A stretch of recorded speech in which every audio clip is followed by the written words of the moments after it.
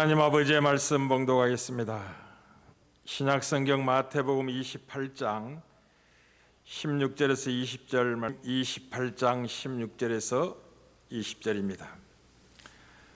11 제자가 갈릴리에 가서 예수께서 지시하신 산에 이르러 예수를 배웠고 경배하나 아직도 의심하는 사람들이 있더라. 예수께서 나와 말씀하여 이르시되 하늘과 땅의 모든 권세를 내게 주셨으니 그러므로 너희는 가서 모든 민족을 제자로 삼아 아버지와 아들과 성령의 이름으로 세례를 베풀고 내가 너희에게 분부한 모든 것을 가르쳐 지키게 하라. 볼지어다 내가 세상 끝날까지 너희와 항상 함께 있으리라 하시니라. 아멘. 마태 입장에서는 이 한 명령, 너희는 가서 모든 민족으로 제자를 삼아 아버지와 아들과 성령의 이름으로 세례를 베풀고 내가 너에게 분부한 모든 걸 가르쳐 지키게 하라는 이 명령이 얼마나 아름다운 명령이고 영광된 부름이며 존귀한 자들에게 허락된 복된 삶으로의 초청이며 하늘과 땅의 권세를 가지신 그분이 나와 함께 땅에 사는 날 동안 왕노릇 하자고 부르신 영광된 말씀이라는 사실 우리가 살펴보는 중에 있습니다. 복음은 복된 소식입니다. 복음은 좋은 소식을 이야기하는 것이죠. 복음은 기쁨을 주는 좋은 소식입니다. 그것을 아름다운 소식이라고 말합니다. 하나님이 아름다우신 분이기 때문에, 하늘과 땅의 권세를 가지신 주님이 아름다우신 분이기 때문에 명하는 이 명령도 아름다운 명령이라는 것을 말씀을 드렸습니다. 이 복음으로 번역된 헬라어 유앙겔리오는 소식을 전한다는 앙겔로스와 함께 기쁨을 뜻하는 접두사 유가 붙어서 유앙겔리온, 복음 이렇게 번역을 했습니다. 따라서 복음은 기쁨을 주는 아름다운 소식을 복음이라고 합니다. 복음은 흔한 소식이 아닙니다. 이웃집에서 잔치합니다. 제가 꽃꽂이하러 하남의 어느 꽃꽂이집에 갔더니 그 꽃꽂이 앞에 딸이 판사에 임용됐습니다 라고 프랑카드가 붙어 있어요. 복음은 그런 흔한 소식이 아닙니다. 누가 장관이 됐느니, 누가 이 땅에 대통령이 되니, 그게 굉장한 소식 같지만 그런 소식이 아니죠. 복음은 흔한 소식이 아니라 역사와 삶의 흐름을 바꿔놓는 큰 기쁨의 소식입니다. 복음은 큰 변화를 일으키는 사건에 관한 소식입니다. 복음은 대관식이나 승리에 관한 소식을 말할 때 사용하는 단어인데요. 그리스의 그 마라톤 평원과 솔루스 전투에서 페르시아 침략군을 물리치고 대승을 거두었을 때 사자들을 보내서 각 마을에 이 복음을 전한 것입니다. 어떻게 전했냐면, 우리가 여러분을 위해서 싸워 승리를 거두었습니다. 이제 여러분은 노예가 아니라 자유인들이 되었습니다 라는 소식을, 평지를 호흡 가쁜 그 모든 것을 이기고 각 마을마다 다니면서 전한 소식이 그 당시는 복음이었습니다. 복음은 역사 속에서 발생한 사건을 선언하는 것입니다. 여러분의 신분을 영원히 변화시키는 역사적인 사건이 발생했음을 알리는 사건이 복음입니다.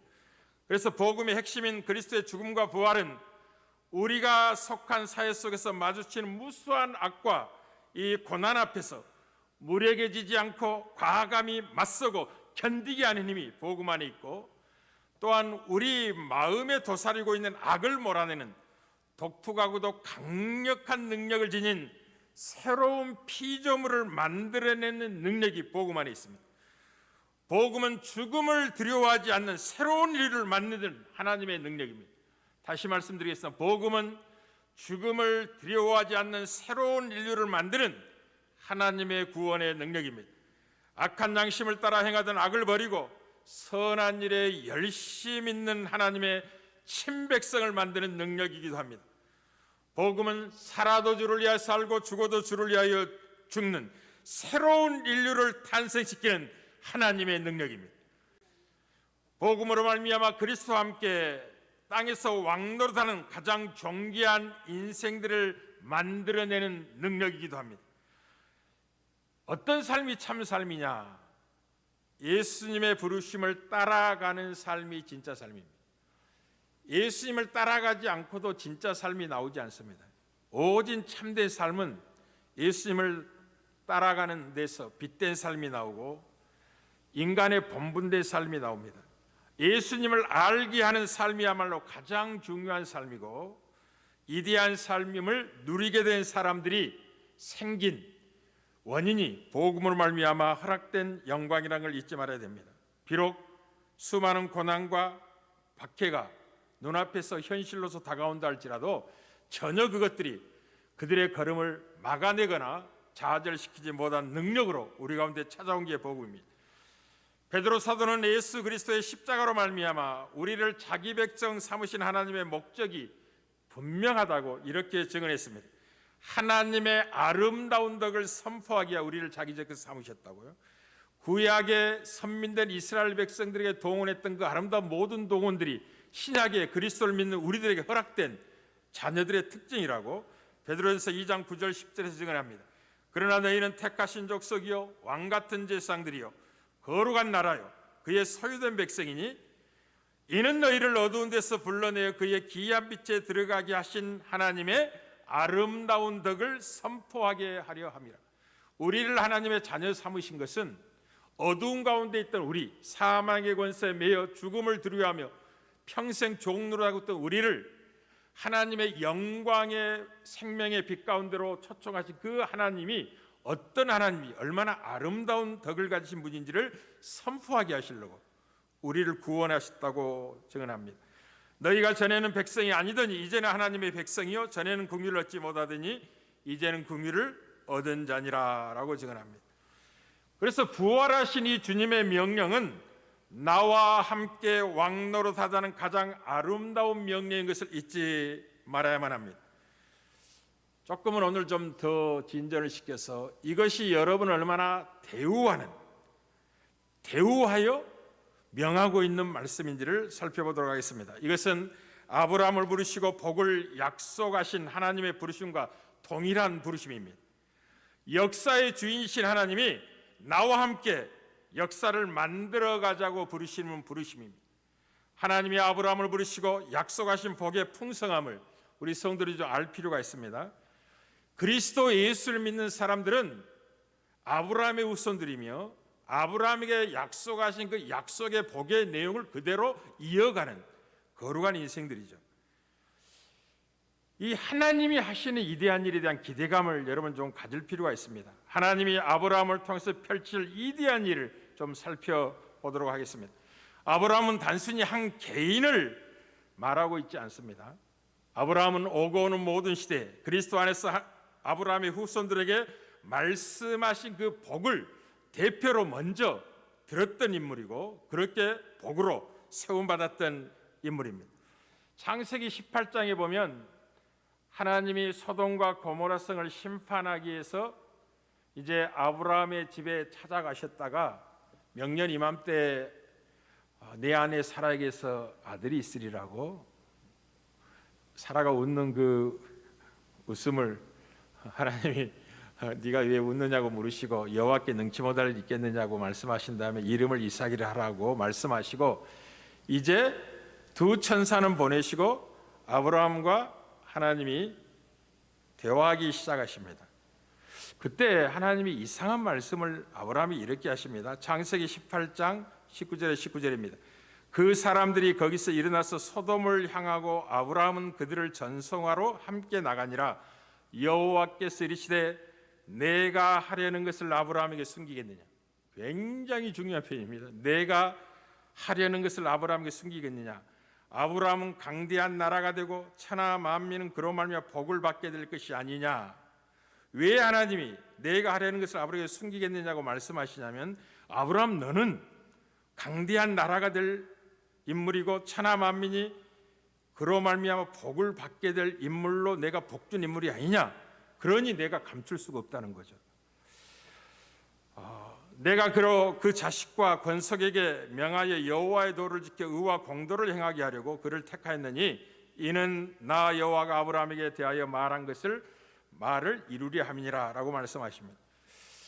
여러분이 이 말씀을 읽다가 어뜻 이해가 좀 안 될 것입니다. 이 말씀의 핵심은 어디에 있느냐면 지금 아브라함에게 하나님이 말씀하신다는 것이죠. 단순히 대화한다는 말이 아니라 창조주신 하나님이 그의 계획을 아브라함에게 알리고 계시다는 데 초점이 있습니다. 우주의 주인이신 하나님이 일개 피조물에 불과한 아브라함에게 하나님이 하시는 일들을 말씀해 주겠다라고 하는 겁니다. 어찌 내가 너에게 감추겠느냐? 너는 나의 계획을 알아야 될 사람이야. 내가 그렇게 대우받기에 합당한 존재야 라고 말씀을 하고 계시는 것입니다. 하나님은 아브라함에게 소돔과 고모라에 대한 심판을 알려주셨고 이 심판에 관한 소식을 들은 아브라함은 하나님께 이렇게 이의를 제기합니다. 하나님, 그 성에 의인이 있다면 의인도 악인과 함께 멸하신 게 합당합니까? 그건 합당하지 않지 않아요? 라고 묻기 시작하고 그로부터 이제 50명, 45명, 10명까지 의인의 수를 낮춰서 의인이 그렇게 있다면 심판하지 않겠다는 약속까지 받아냅니다. 중요한 것은 이 아브라함의 제안에 대해서 하나님이 귀를 기울이고 계시다는 사실입니다. 하나님이 아브라함의 제안에 대하여 귀를 기울이신 이유가 무엇입니까? 뭐 때문에 귀를 기울이실까요? 여러분, 대통령이 길을 가는데 어느 거지가 와가지고 당신하고 좀 대화하고 싶다고 이야기하면 그 대통령 곁에 가지도 못합니다. 주위에 수많은 관료들이 대통령을 경호하느라고 가까이 가지도 못해요.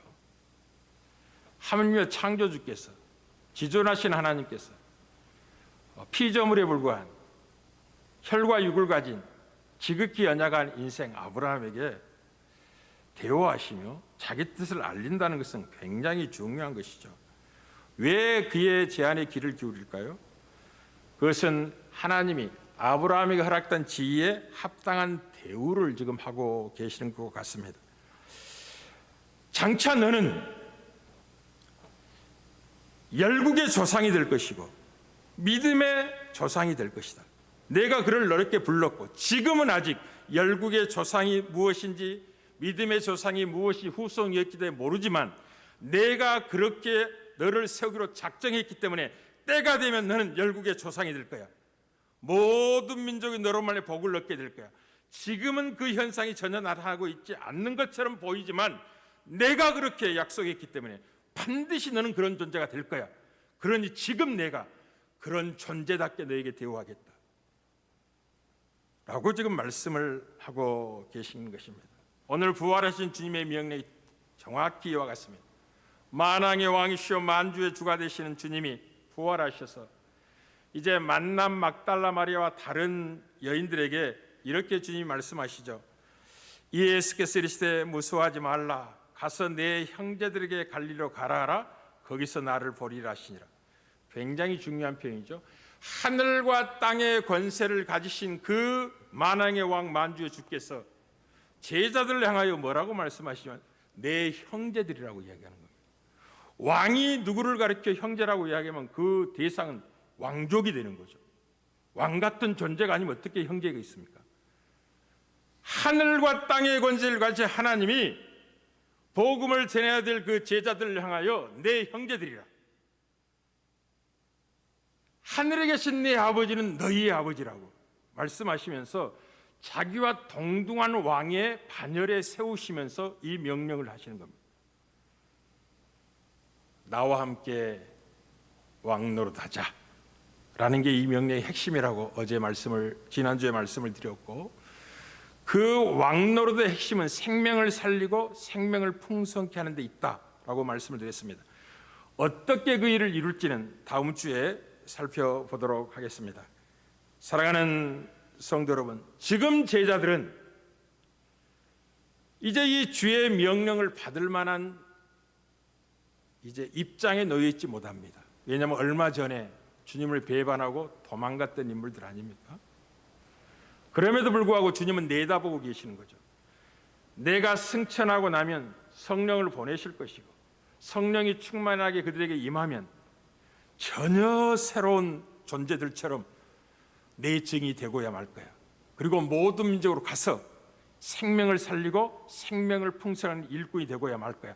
그걸 내다보고 지금 말씀하시는 겁니다. 그렇게 대우를 하고 계시는 거죠.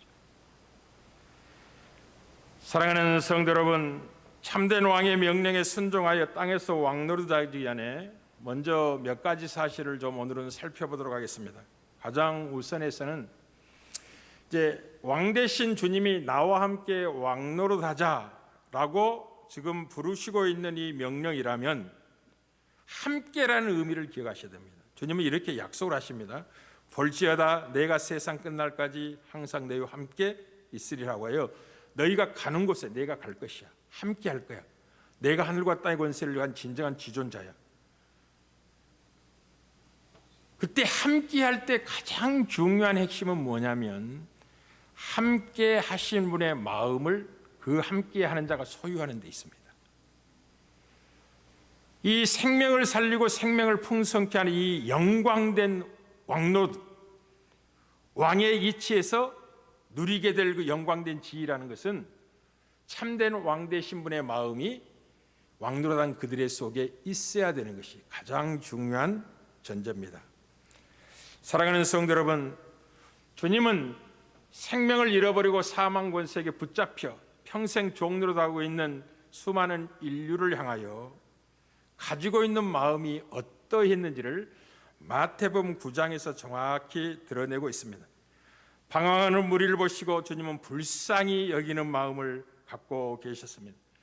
여러분, 그리스도를 만나지 모든 사람들은 다 마찬가지라는 사실을 기억하십시오. 차별이 없습니다. 그가 권력자든지 권력이 없는 자든지, 그가 많은 재물을 소유한 거부든지 아니면 소유가 없는 가난한 사람이든지, 수많은 학문을 설명하여 박사학위를 많이 가진 자든지 못 배운 무식한 사람이든지 간에 차별이 없습니다. 어떤 조건에서 그리스도를 만나지 못했다면 동일한 조건 속에 있는 것입니다. 그들은 불쌍히 여김을 받아야 되며 목자 없이 방황하고 유리하고 고생하고 기진한 인생이라는 걸 기억하십시오. 여러분에게 이 마음이 가장 우선해서 있어야 돼요. 뭐 재벌을 만나면 거기서 기가 죽고 권력자를 만나면 비굴해지고 이런 정도의 마음을 가지고는 왕노릇 못하는 겁니다. 왕이라니까요. 왕의 수준의 여러분을 부르고 계시다는 것이든가요. 그래서 마태복음 9장 35절 36절에 주님이 이렇게 말씀하시죠. 예수께서 모든 도시와 마을에 두루 다니사 그들의 해당에서 가르치시며 천국 복음을 전파하시며 모든 병과 모든 약한 것을 고치시니라. 무리를 보시고 불쌍히 여기시니 이는 목자 없는 양과 같이 고생하며 기진함이라. 그러니 예수를 만나지 못한, 예수를 믿지 않고 있는 모든 사람들에 대해서 여러분 불쌍히 여기는 마음을 가져야 돼요. 치근한 마음이 들어야 된단 말이에요. 그들이 외형으로 가지고 있는 조건들을 부러워하거나 그들을 조건들에 대해서 욕심을 낸다면 이 주님의 마음이 그 마음이 없는 겁니다.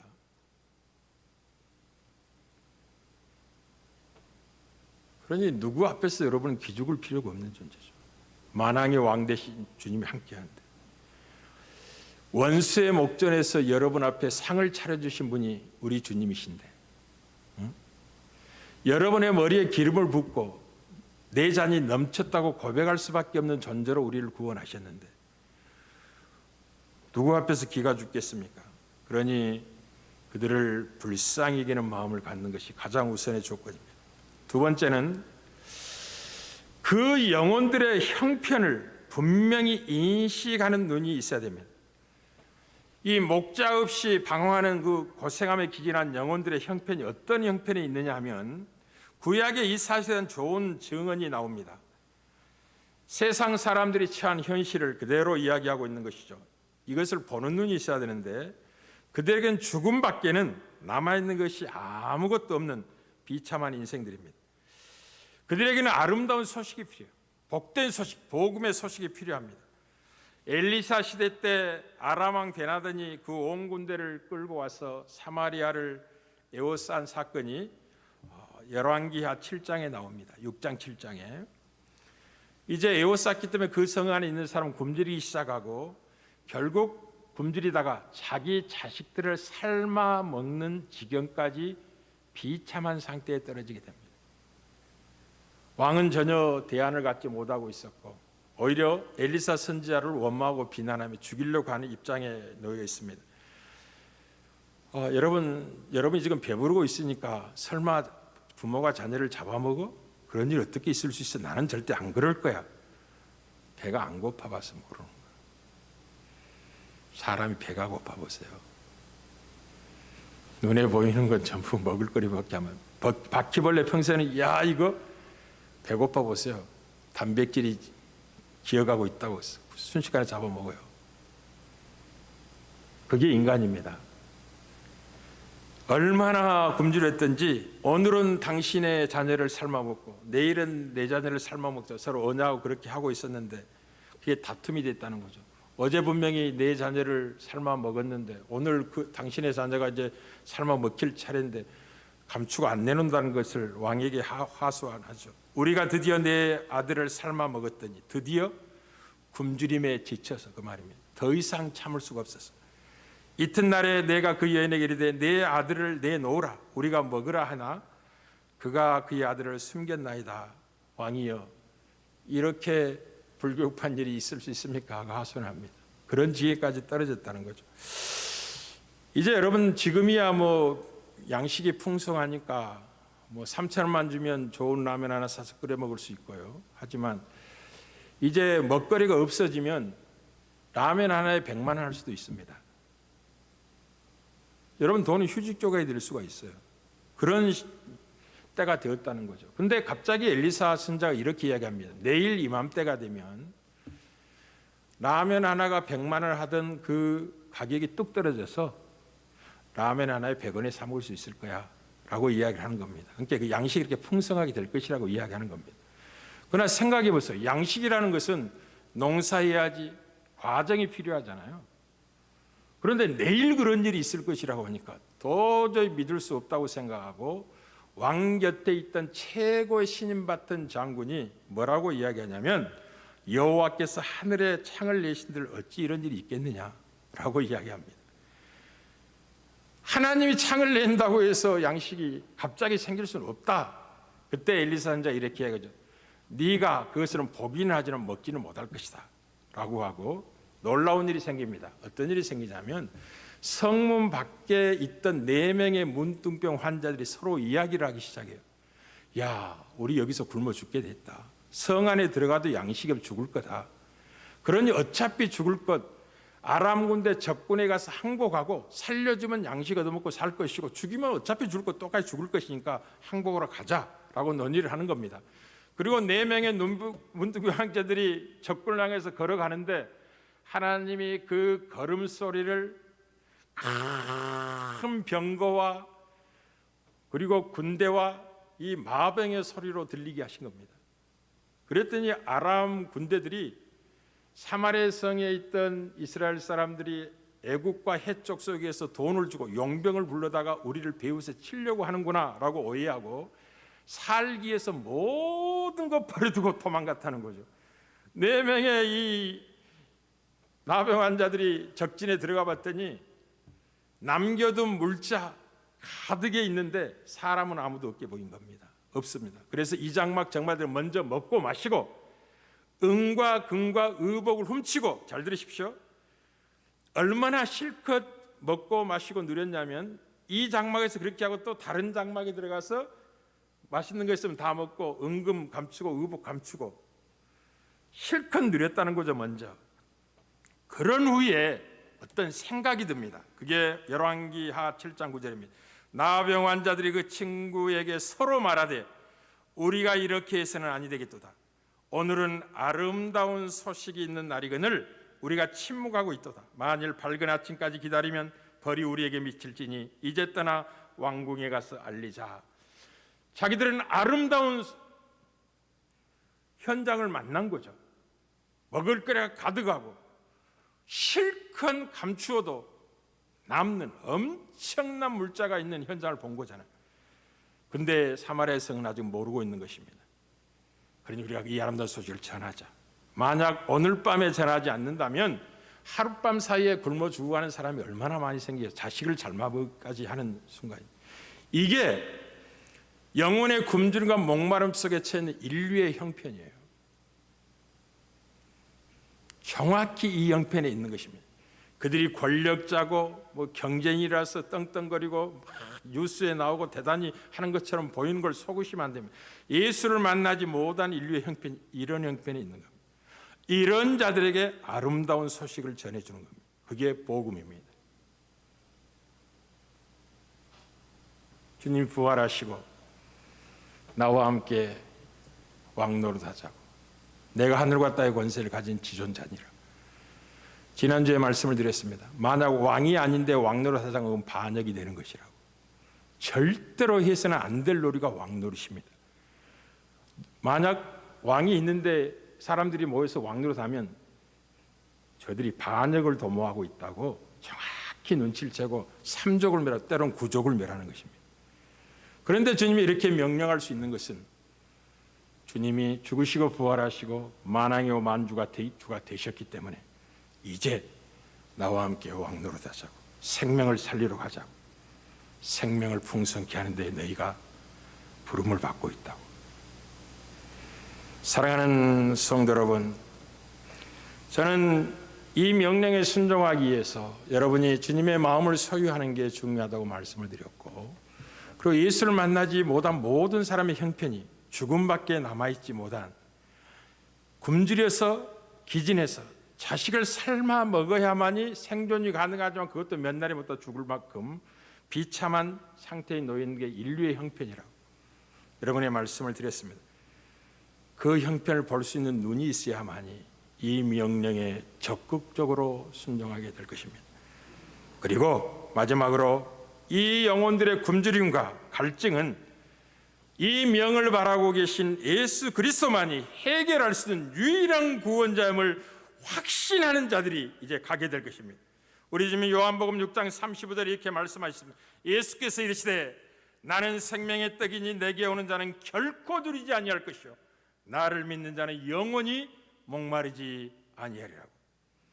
사랑하는 성도 여러분, 여러분은 이렇게 놀라운 소식이 얼마나 아름다운 소식인지 모르고 받았을 수 있습니다. 그러나 주의 자비와 여러분의 증언합니다. 여러분이 받은 복음은 놀랍고 아름다운 소식입니다. 최고의 기쁜 소식이 여러분이 받은 겁니다. 여러분의 굶주린 영혼을 단순간의 만족함으로 변화시킨 소식이었고, 여러분의 영혼의 목마름을 단순간의 해가를 허락하여 영원히 목마르지 않는 존재로 여러분을 바꾸어낸 기쁜 소식이었습니다. 이디한 소식이었습니다. 이 소식을 들어 이 자리에 와 있는 여러분들이요, 아직 여러분 주위에는 세상 끝날까지 찾아야 될 영혼이 있고 이 명령을 쫓아 가야 될 지역이 있다는 걸 기억하십시오. 그러니 가든지 보내든지 하는 것이 여러분의 인생에 남은 역할이라는 걸 기억하시기를 바랍니다. 지난주에 말씀을 드렸습니다. 여러분의 삶의 형태가 어떠하든지 다양한 삶의 모습 속에 들어가지만 우리 청년들은 직장을 구하게 되고, 이제 우리 주영이 청년도 이번 주부터 이제 출근을 해야 될 입장인데, 예수 믿는 사람과 믿지 않는 청년들의 차이는 예수 믿지 않는 애들은 돈 벌러 갑니다. 그러나 하나님의 자녀들은 돈 벌러 가는 게 아니에요.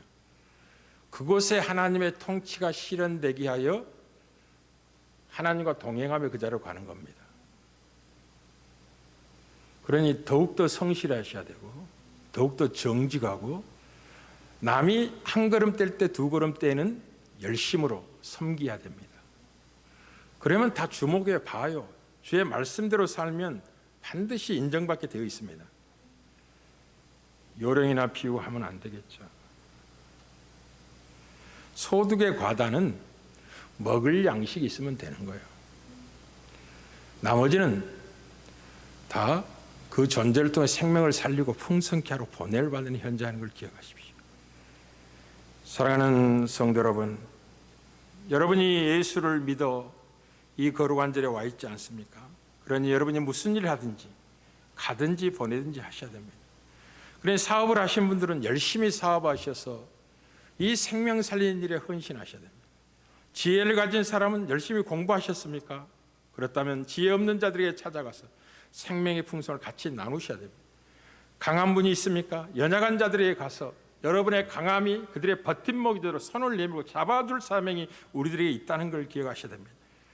여러분이 예수를 믿었다면 믿게 하는 일에 온 힘을 기울여야 됩니다. 그렇게 살면 반드시 여러분을 하나님이 존귀케 합니다.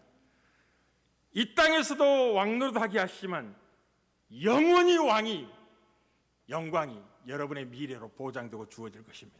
그래서 성경은 차차 이렇게 이야기하는 것입니다. 1000년 동안 왕노릇하라고 말씀하신 다음에 영원 세계에서는 영원히 왕노릇하리라고 말씀을 하고 계신 겁니다. 그러니 왕처럼 행동하십시오. 왕처럼 사십시오.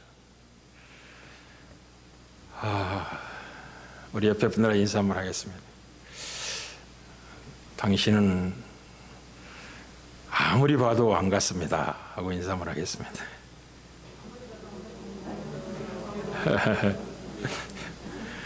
그렇게 사랑하시고 그렇게 존귀 여기면서 여러분 걸음 하나 손끝 하나도 비루하고 비천한 인생 같은 걸음과 손끝이 아니라 왕의 권위가 있는 손끝과 눈빛과 발걸음이 되어지기를 주의 이름으로 축복합니다.